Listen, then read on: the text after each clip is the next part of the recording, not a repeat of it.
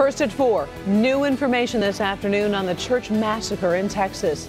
Police find new evidence, including threatening text messages sent by the gunman. So who was the target of those messages? And what do they say about his possible motive? We are live in Texas.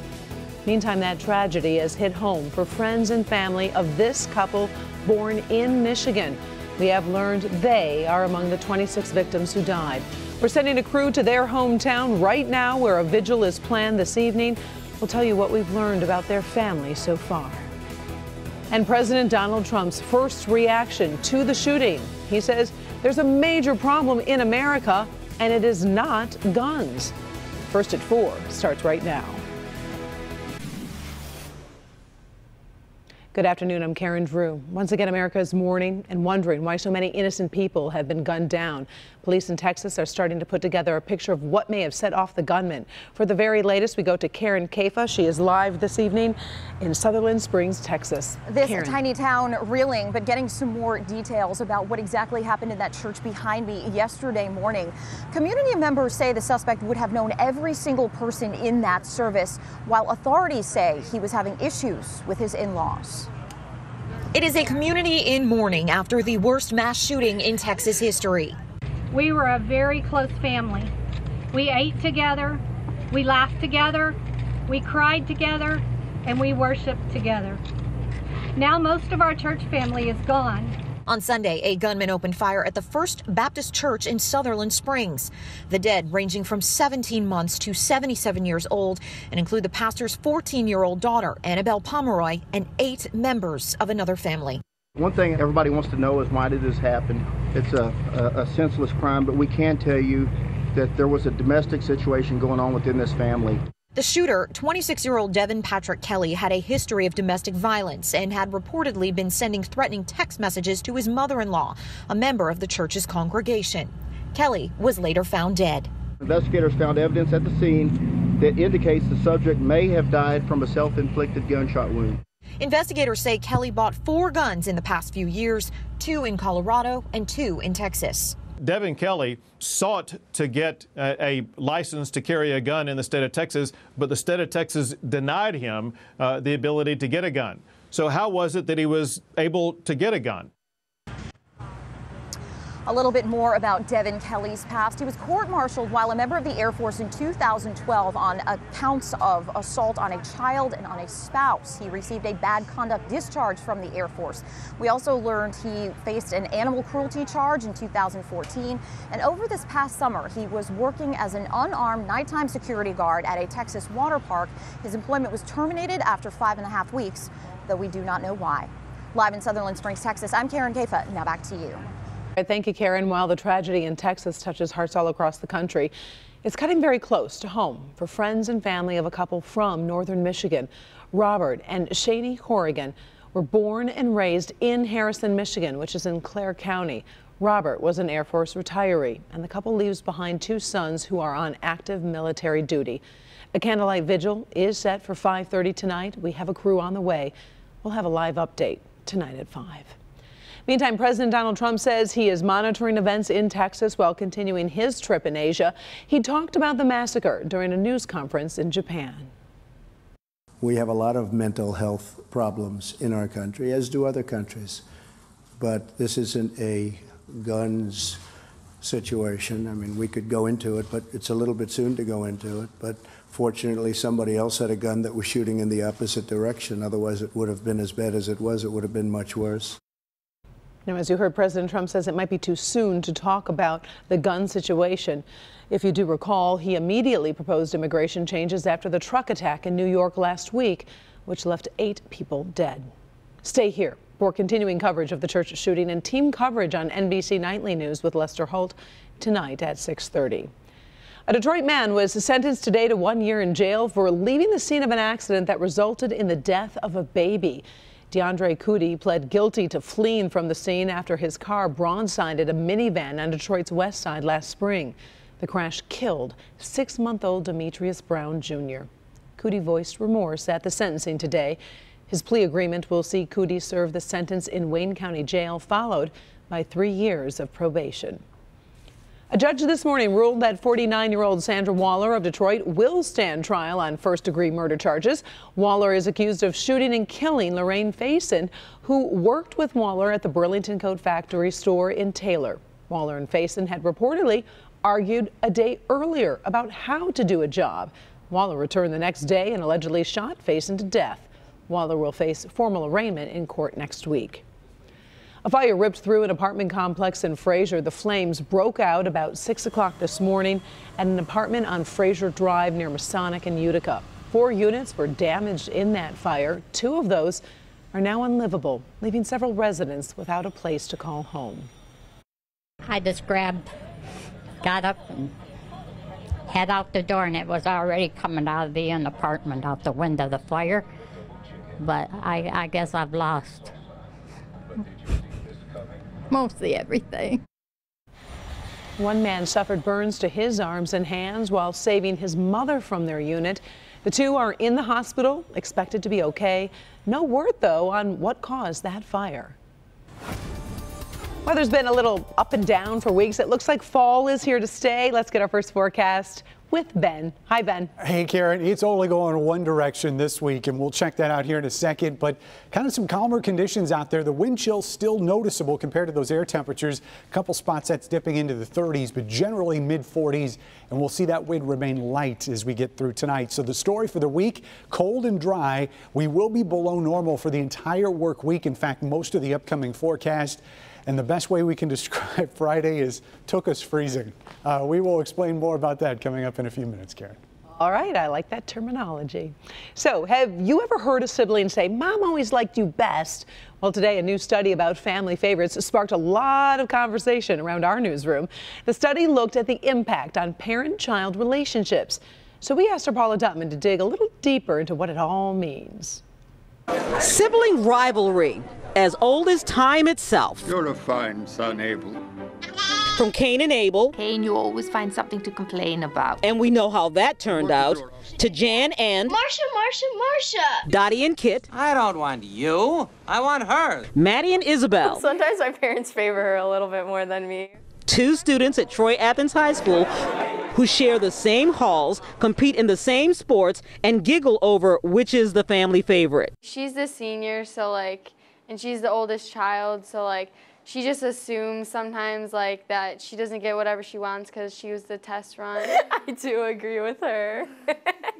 But how serious is sibling rivalry really? We know, feeling like you're not the favorite child is linked to drug use and it's linked to other problem behaviors, but we didn't know about how it was linked to getting along with a parent. A professor at Brigham Young University did a very small, very closed 3-year study of 300 people from intact 2-parent homes and found that sibling rivalry translates into feelings towards parents, not just other siblings.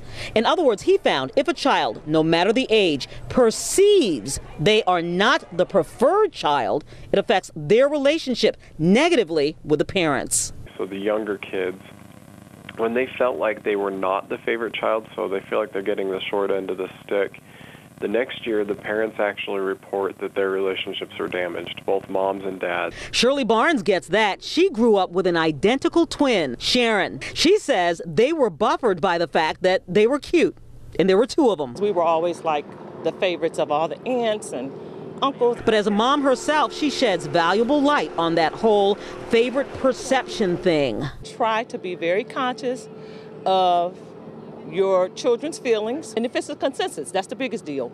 If all the other children think that that kid is the favorite, there's usually some truth to something that you're doing. Even if it's not in your heart, you're doing something that's showing them. The best thing you can get out of it, if you have more than 2, is if each one is kind of thinking, no, I'm the favorite, that's a good sign. You know, Karen, I never really thought of it that way, and I think she makes a really great point. Now, I know that the professor's job is to collect the data, not necessarily analyze it, but I did ask him if he had any thoughts on how parents could keep children from feeling like one is a favorite or not a favorite. And I said, is it like when it comes to love and parenting, do you give each one a participation trophy? And he said, yes. That's exactly what you do. Make sure that each child, no matter what their strengths are, they feel like you're giving them kudos for those particular strengths. Karen? That really is good advice. And like you said, if the child perceives something, it doesn't matter if it's reality. For them, perception is reality. So that makes a point. Perception is reality. Absolutely. I got to ask you a quick question, Paula. You're a twin. So I am a twin. Did you ever think you were the favorite, or did you think your sis was the fave? Do you know what? I'll say this. I married a man with 3 daughters, and when they were young, sometimes they would say, which one is your favorite? And I would say, whichever one I happened to be talking to. And it was true. I was enamored with them all. Oh, I like that answer, and very good as well. Thank you, Paula. We appreciate it. Coming up next, first at 4, a Help Me Hank scam alert. Millions of Americans need to be on the lookout for an email that looks so real, but it is fake. It could get you in trouble. President Trump's former campaign manager wants to get off house arrest, but it looks like the judge is planning to keep Paul Manafort on a very tight leash. And later, it could become the hottest dating app in Metro Detroit. Or is it just a little too exclusive? Do you have what it takes to get into this dating pool? First at 4 continues with this Help Me Hank scam alert, and it reminds all of us to be really aware of suspicious emails. This time, someone is reportedly targeting Netflix subscribers. Customers receive an email that looks very real and has a subject line that says your suspension notification and has a link to a fake page. You're then prompted to give your login information and credit card number. Remember, never click on links in random emails, no matter how legit they might look. Instead, go to the valid website and then check your account information there. First at 4, we're on top of other stories making headlines across America this Monday. Let's start with a battle over bail for Paul Manafort. The former Trump campaign manager facing several federal charges. Manafort and his former deputy Rick Gates were both in court today looking to get out of house arrest. The judge denied that request until she knows more about their financial situations. Even if they are allowed to move around, the judge is proposing they be on a GPS tether, have evening curfews, and won't be able to go near airports or train stations. Both men will be back in court next month. Former Congressman Anthony Weiner is behind bars today after reporting to prison to serve 21 months. The Democrat was convicted of sexting with a 15-year-old girl. At his sentencing, Weiner called himself a very sick man and said he's undergoing therapy. Weiner is married to longtime Hillary Clinton aide Huma Abedin, but they are in the middle of divorce proceedings. The House Speaker in the Kentucky legislature has stepped down over allegations of sexual misconduct. Jeff Hoover admitted to sending inappropriate text messages and said he regrets participating in office banter that he felt was consensual at the time. Hoover says he feels stepping down is best for the state of Kentucky, but he does plan on keeping his seat in the state house. Some of that severe weather that stayed south of Michigan this weekend ripped through parts of Indiana. This video is from Jay County, which is just south of Fort Wayne. Severe weather bashed homes and cars while knocking out power to several areas. Luckily, there are no reports of any injuries right now. The National Weather Service will survey the damage to determine if a tornado touched down. It was some crazy weather yesterday. It was like so warm, and then that storm came in and everyone on the soccer field took off because that lightning. It was just crazy. You don't think of the fall as being a severe weather situation, but we are in a transition period between warm and cold temperatures, and sometimes we can't get that, and this weekend was one of those cases. But we want to start today's weather forecast by showing you what would be typical for this week, because we ain't gonna get it. 53 is normally where we finish out at highs this time of year, and 37 on the low side. We did beat the lows this morning, and we've really only risen about 5 degrees between that 43-degree low and the 48 that we're sitting at right now. But this may be one of the warmest days that we see for the entire forecast, at least until we get into the early parts of next week. Temperatures only heading down as we head towards the weekend. 46 is where we sit right now, 45 in Pontiac, 43 in Lapeer, and 46 at City Airport. Not much to look at satellite-wise. It looks like we are going to stay dry for the majority of the forecast. There's some snow showers further to the west and a few light rain showers down to our south. But it looks like just kind of a mix of clouds and hopefully some sunshine, but definitely definitely heavier on the cloud part of that equation as we go forward. So tonight the clouds will be increasing. And as you know from listening to us, that definitely helps out with overnight temperatures, at least doesn't allow them to fall as far. And then once we get into tomorrow, we'll see more clouds than sunshine. Could get a few peaks, especially late, but we'll go partly cloudy during the nighttime hours on Tuesday. So here's how it's going to feel when we wake up tomorrow morning. So lows tonight into sunrise tomorrow, barely above freezing in some of our warmer spots. 33 in Detroit, right at 32 at the airport. South zone temperatures will be pretty much the same, just a little bit cooler inland there in Lenawee County, and staying around 32 towards the lake. West zone temperatures, with the addition of the clouds, we're not going to see a huge range in these numbers. 30, one of the coolest locations, and that's going to be up in Genesee County. And north of M59 in our north zone, it is low 30s primarily here too, slightly cooler towards the lake by tomorrow morning. So high temperatures will get to 47, similar to what we had today. Again, we've bested that by 1 degree, and you can see plenty of clouds around, but look at what's going on in the 7-day forecast. We stepped down a bit there on Thursday, and then Friday the bottom falls out. 22 to start, and that's going to be in the city. So there's possibility we could see some teens in spots as we wake up on Friday morning, and barely getting above freezing in the afternoon. The only saving grace is there's not going to be any snow, and we will see plenty of sunshine, just not doing a whole lot of work for us. Could see a sprinkle or a flurry here on Thursday. Otherwise, it looks like our best chance of precipitation is Sunday, and even that's not a slam dunk. So generally a dry forecast, Karen, just not the warmest thing we've seen in a while. All right, thank you, Ben. When it comes to holiday shopping, who are you most likely to spoil with expensive gifts? Well, it looks like men and women have different answers. Also, a new singles app just launched in Metro Detroit, but not just anyone can jump into this dating pool. We'll tell you what it takes to get in. All right, let's talk about today's trending stories. Toys R Us is hoping a holiday shopping marathon will give the struggling retailer a boost. Toys R Us will be opened for 30 hours straight. It starts on Thanksgiving Day at 5 o'clock in the evening, and it runs through 11 o'clock on Black Friday. Meantime, Target is doing something a little different. It will not be open all night.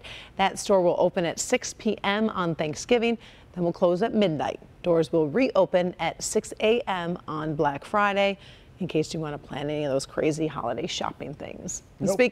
You're not planning on it, are you? Absolutely. I'm glad that they're going to be closed on Thanksgiving. I know. At least for the employees. Well, yes. I mean, part of Thanksgiving. They're working a little bit. But you're right. At least they're changing a little bit, because it was kind of crazy the past few years.